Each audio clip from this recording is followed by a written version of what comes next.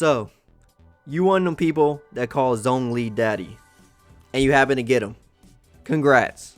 But now, you in the predicament of what weapon should you do? What weapon should you get for your new Zhongli that you just got? Fresh off the boats.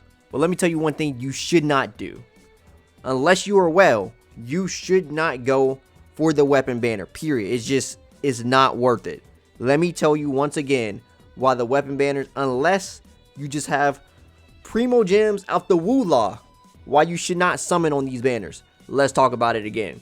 First off the bat, before we even talk about this banner specifically, let's talk about how the actual weapon banners themselves work. So if we go inside the details here, you can start to see some pretty interesting things as to why this banner may not be what you want.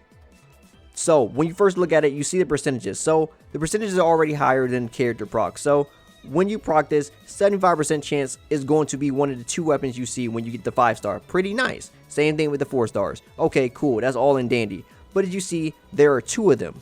When you go into the actual rules and how this thing works, you start to realize that it's only guaranteed. If the 5-star weapon you win in the event, which is not one of the promotional weapons, the next 5-star you win is guaranteed to be a promotional weapon. There's nothing else against that. That's it. That's all it says. So if you were to say, I don't know, to pity a weapon or something like that, say if you did have some money, even if you have money, say if you were to pity one of the weapons, first off the bat, you have to hit the 75% chance. It's pretty high, but you can hit that 25% chance and get another weapon that's not even on the banner. Then you have to hit the second pity. Once you hit the second pity and you proc that 75% chance, you have to do another RNG chance of 50% to get the weapon you want. So if you're trying to go for the Vortex Vanquisher for your Zhongli, you could accidentally proc the Unforged. Then once again, you can pity again. You don't have, you don't get the chance of the 75 once again. You hit the 25 again. Then the next one, you're guaranteed again. You're not guaranteed the Vortex. Is nothing saying that the next guarantee is automatically going to be the weapon you never got. No, there's nothing like that. So if you get the Unforged, there's a chance you could get Unforged again once you proc the 75% chance of getting one of these banner units once again. And that's why it's so trappish for this banner. This banner, the weapon banner itself, just the weapon banner, not this banner particularly, but just the weapon banner itself. Because there are 2 weapons in here, that's why it's such a trap. Now, if it was a little bit different, say if it was like they ran them on 2 different timers. Say if there was one weapon, so the Vortex was like in the first 10 days, and then the Unforged was in the next 10 days. That way, you're guaranteed the weapon in that banner. So if you proc that 75% chance, you know you're going to get that weapon. If they changed it to that, then this banner would be no problem. But because there's 2 weapons in there and there's nothing stopping you from continuously getting the same weapon over and over, even though you procced it, that is a scary thing. That's not a thing in the character banner. When you're going for characters, this is why character banners, no one's called like, oh, these are trap. If you proc that 50% chance, you're guaranteed Zhongli. There's not a second character, not a second 5-star within there with Zhongli that you got to compete with. No. You just get Zhongli if you proc that 50% chance for him.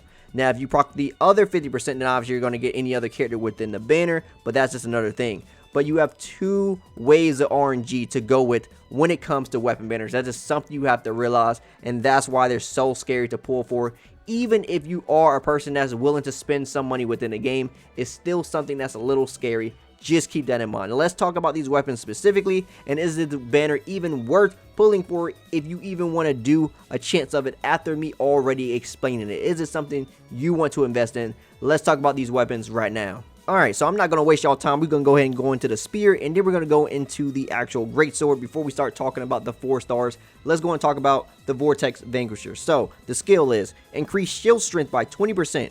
Scoring hits on opponents increase attack by 4% for a second. This can stack up to 5 times. Can only occur once every 0.3 seconds. That's not that bad.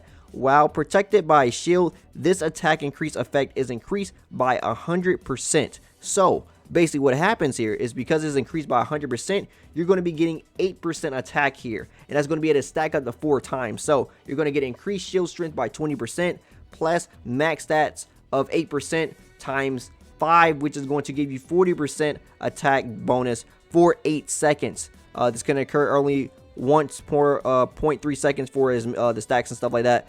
Not a big deal. 8 seconds, then bam, you could do this again. So pretty strong. This is actually a pretty good weapon. Got attack base percent for its secondary stat, so you can dig on, you do a lot of damage with this. It's already giving you attack, and then it's going to increase more attack on top. That's a lot of attack for a character like this. So great weapon for him for sure. I can definitely see why this is such strong. I can definitely see why this is his weapon, why he will want a weapon like this.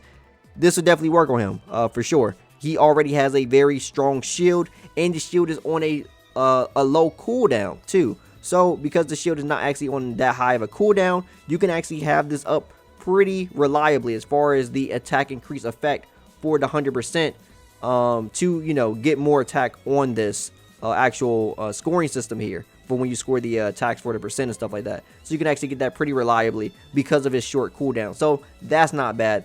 Pretty good weapon overall. Got nothing really bad to say about it. It's just remember what type of banners the weapon banners are. Just want to talk about the weapons, talk about how good they are. Should you be potentially pulling on this banner, potentially trying to get something out of it, and is it worth the risk? So Vortex Vanquisher got my seal of approval. Very good weapon. The Unforged is right here.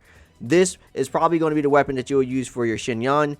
Increase shield strength by 20%. Remember, the character also have shields. Xinyan scoring hits on an opponent does same thing pretty much. Increase attack by 4%.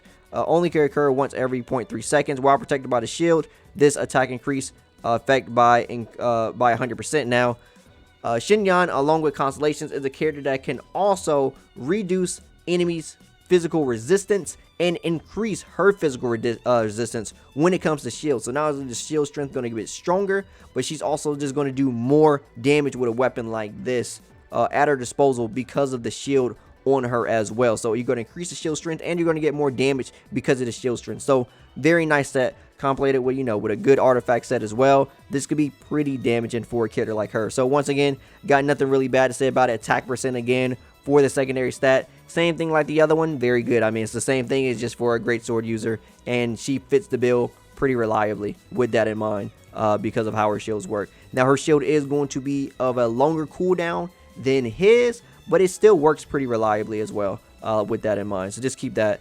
This is a pretty good one for either one of them. Next up is Lion's Roar. So Lion's Roar is going to increase damage against enemies affected by Pyro or Electro by 20%. Now this weapon I never really thought about too much. Attack percent is pretty good on here, but I think they're just better choices for weapons you could potentially use for some of these characters. I guess if you want to run this on, I don't know, I wouldn't even really run this on like D-Luke, I don't think either. Just because I think there's better choices. Maybe you're running like a sub DPS like Bennett, which I don't really see that like happening that often. So I don't know if this would be something that you would do for that for. Or probably like a Genshin Electro build. I do see that. So maybe this could be a weapon you could probably use on a build like that. That is a little bit more understandable than the Bennett one to me personally. But overall, this weapon's okay-ish. It's not really the best. But I mean, it's something you could try to get if you want to. Next weapon to talk about is the Fuvonius Codex.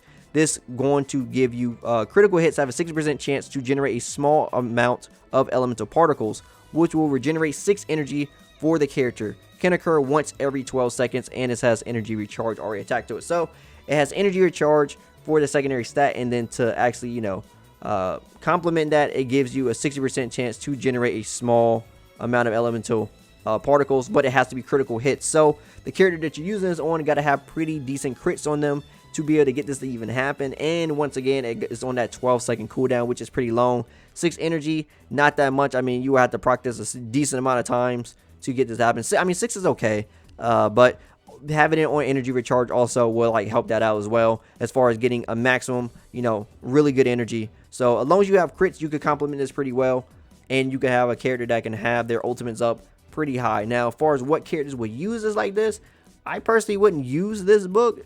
I would use something more like I like Mappa personally better, just for like DPS. Now, if you're using like any mage like an ult bot or something like this, then this could probably be something you could use. I've seen people actually use this for like something like Mona, who they just like pretty much using her ult, and her E skill is just there to like do the taunt and to do reactions off of, and they're using the ult really a lot to like try to maximize the damage on their main DPS and stuff like that, then something like this can actually become effective if you got a character of that such a nature to actually be able to utilize this. But keep in mind, once again, you got to have that decent amount of crit to proc this, and once you even proc it on this crit rate, you got to hit the, you know, the RNG of that, then it's a 60% chance of that even doing this thing. So keep that in mind. On top of the cooldown is actually kind of long. So once again, do got a little bit of problems with it, but if it's something that you're interested in, by all means. But just want to tell you, it's not really something that I personally like. The bell, this weapon, I'm just going to go and be honest, I don't know why you would ever use this. I think this is one of like the worst 4 stars created.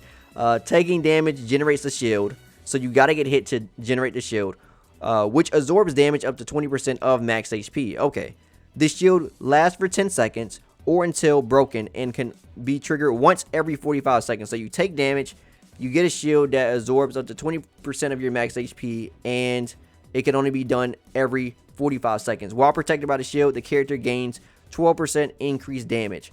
So mainly, the damage increase isn't really worth it. It's a 45-second cooldown, and it just does it on your max HP. Only character that I really see using this even slightly is probably be, I don't know, Noelle, but even then, it's not even good on her. Secondary stat is HP. She scales off defense, so this, you know, not really many Claymore users would be looking for a secondary stat of HP, at least at this moment. So I don't really see this being something that nobody would like really use like that. Yeah, I don't really know why this is a thing. Like I said, this weapon right now is just there. I have no idea why you would use this weapon. Anybody got an idea why you use the weapon, let me know. But for right now, I don't think this weapon is personally worth it. So last one is Dragonsbane to talk about. Increased damage against enemies affected by Hydro and Pyro. So pretty similar to the one we looked at before, the Lion's Roar, but this is just, you know, some opposite ones where at least Hydro is different here. And it's, of course, is going to be a spear weapon. So this is actually, I think this is okay if you're going to be using, you know, especially Xiaoling. If you use Xiaoling specifically for like a sub DPS, this is actually not a bad weapon because of, like, you know, the continuous damage over time that the that Gubo would do. With that, complement that with elemental mastery, so you'll be getting those element combinations, getting more damage for the combinations that you're doing. This can actually be a pretty good weapon, so you're increasing the damage of what Gobo will be doing, plus the element combinations for that on elemental mastery. This is not a bad weapon. I actually like this weapon. I think it's pretty good on her. Now, if you're going to be running her on different things, you're running her for like main DPS, this may not be the weapon for you, but if you're running her for a sub DPS, this could be potentially a really good weapon for you to use for her because of how it works. Now, of course, I have a 5-star weapon, so I'm just using the energy recharge one, which is okay for now. I mean, it has more attack on what this will have instead, so I'm just using the more attack version for me right now. But if you don't have a 5-star and you want to try to get Dragonsbane for your Xiaoling, then you can try to do that. But overall, talking about the banner as a whole, let's do that right now. So, final thoughts on the banner. The main 2 weapons are pretty good, and the other weapons in there, some of them are okay. Like I said, I don't really recommend you really go for any of the 4 stars like that. If you're going to be running a Xiaoling, you could be running the 4-star, but there's other weapons you could use that are going to be okay. I don't really think it's worth the risk. There are 4 weapons in there that you could proc, so, you know, doing a 10 roll and then having to do on a 25% chance really is, you know, ask for a lot of RNG on top of the RNG of you procking. Once again, you got to hit the 75% chance to even proc one of these weapons, and then you have to hit the 20% chance of it being the weapon that you want.